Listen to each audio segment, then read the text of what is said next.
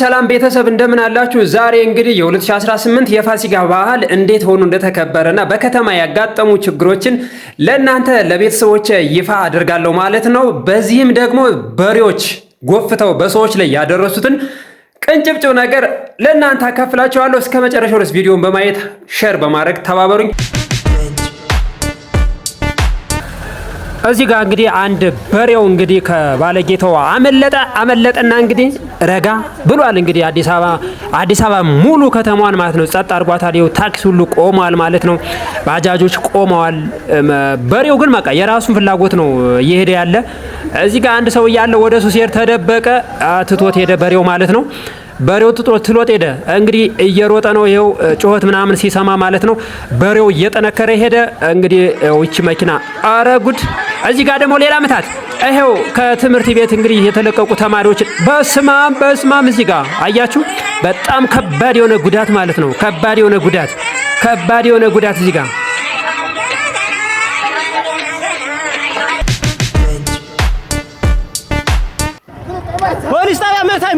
ሌላኛው እዚህ ጋር እንግዲህ በትግራይ ክልል ይመስለኛል እንግዲህ ሌቦች ነው የተያዙት። ወደ ፖሊስ ጣቢያ አንወስዳቸውም እያሉ ነው፣ እየቀጠቀጧቸው ነው። ይሄ ነው የደረስንበት እንግዲህ በጣም የሚያሳዝን ማለት ነው። የሁላችሁ የበሬ በጣም ደንብሯል። ሌላኛው እንግዲህ እዚህ ጋር ቆሟል። እንግዲህ ምንም ጫጫታ ስለሌለ ጸጥ ስላለ ማለት ነው። እሱም ዘና ብሎ መሀል አስፋልት ላይ ቆሟል። ሰው እየፈለገ ነው። ድምጽ ሲሰማ የሆነ ቀይ ያላል ሰዎች ይሮጣሉ። በዳር እያያቸዋቸው ነው። መኪናው ራሱ ገጨው በሬው ማለት ነው። እንግዲህ በሬውም ደግሞ እየሸሸ ነው። አጋጣሚውን ጥሎት ሄዷል። በሚገርም ሁኔታ እዚህ ጋር ነው በጣም ከባዱ ነገር። እንግዲህ እዚህ ጋር አንድ ወጣት እንደምን ብሎ አመለጠው። በሬው ግን እየሄደ ነው በጣም ምክንያቱም ጎፍቷል፣ በጣም ጎፍቷል። የደነበረ በሬ ማለት ይሄ ነው እንግዲህ በጣም ደንብሯል ማለት ነው። በመኪና መካከል ነው የሚሄደው እንግዲህ ዘና ብሎ እየሄደ ነው ማለት ነው። እንግዲህ የተከተሉት ነው እየቀረጹ፣ እነሱ የሚቀርጹት ራሱ መኪናቸውን አስጠግተው ሊይዙ ሞክረዋል ይሄን በሬ ማለት ነው። ግን አንደኛው ጓደኛው ከመሪ ውጪ ያለው ፈርቷል ማለት ነው። ፈራ፣ መያዝም አልፈለገም፣ ትቶታል። እንደገና እንዲያውም ጎን ለጎን እየሄደ ነው። ያዘው እያለው ነው የነበረ ሹፌሩ ማለት ነው። ግን መያዝ አልቻለም። ገመዱን ቢይዘው መቆም ይችል ነበረ፣ አልያዘውም። በሬውም እንግዲህ ዘና ብሎ እየሄደ ነው። ይሄው መስኮቱን የመኪና መስኮቱን መስታወቱን አዘግቶታል ማለት ነው። እየዘጋ ነው፣ ፈቷል። ምክንያቱም ዘሎ የሚገባን የመሰለው በሬውም ፍጥነት ጨመረ እንግዲህ ከመኪናው በላይ ማለት ነው።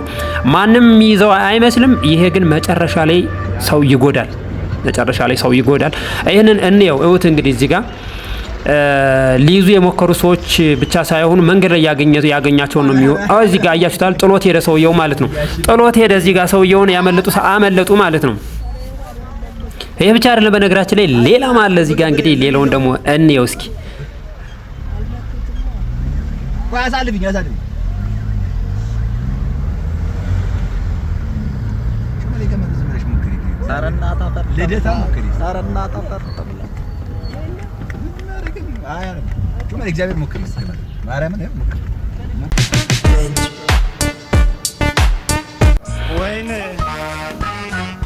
በሚገርም ሁኔታ እንግዲህ እዚህ ጋር እንደምታዩት ደግሞ ሌላኛው ከገበያ ላይ እንግዲህ ከጌታው ያመለጠ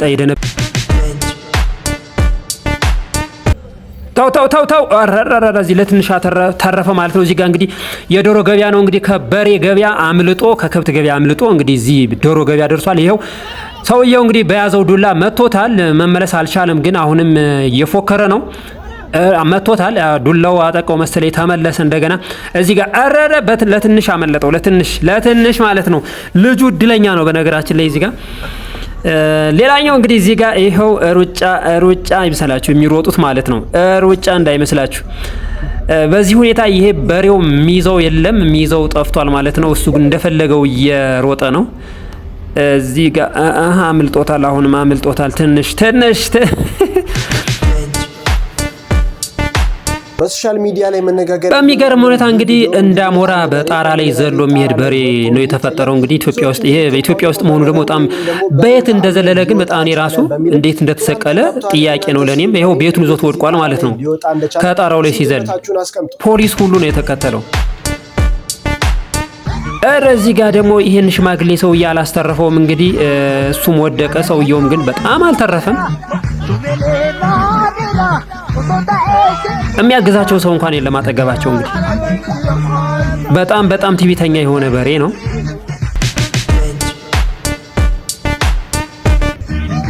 የሚይዘው የለም እዚህ ጋር እንኳን በቃ ሰው እንኳን የሚከተለው ሰው ይሄው ከኋላ ያለው በርካታ ሰው ማለት ነው ፈርቶታል። አንድ ሽማግሌውን ሰውዬ ግን በጣም ያጠቀው ማለት ነው። ሰውየውን ራሱ ሰው ለማንሳት ፈቃደኛ አልሆነም። ምክንያቱም ፈቃደኛ ለመሆን ሳይሆን የበሬውን ሁኔታ ፈርቶ ይመስለኛል። አሁን በዚህ ጉዳይ በጣም አሳሳቢ ነው ማለት ነው። ኧረ በስመ አብ! ለበዓል የሚደነብሩ በሬዎች ግን ጉዳት እያደረሱ ነው በእውነት። ሌላኛው እንግዲህ እዚህ ጋር ሰክረው ነበረ። ሰክረው እንግዲህ ጉድጓዱን አላዩትም ገቡ። አንደኛው ይሻላል እንደምንም ብሎ ወጦ ጓደኛውን እንግዲህ ጎተተው። ይሄው ጓደኛ በክፉ ቀን ይደርሳል የሚባለው እንግዲህ እውነት ነው። ይሄው እየጎተተው ነው። ያኛው ግን ተጎድቷል መሰለኝ። ምክንያቱም ዝም ብሎ ነው የገባ። እንደምንም ጎትቶ አወጣው። እዚህ ጋር ጎትቶ አወጣው። መነሳት አልቻለም። ሳይጎዳ አልቀረም መሰለኝ። በጣም ነው የሚያሳዝን። ይሄኛው ትንሽ ይሻላል እንግዲህ ይሄው ረበለው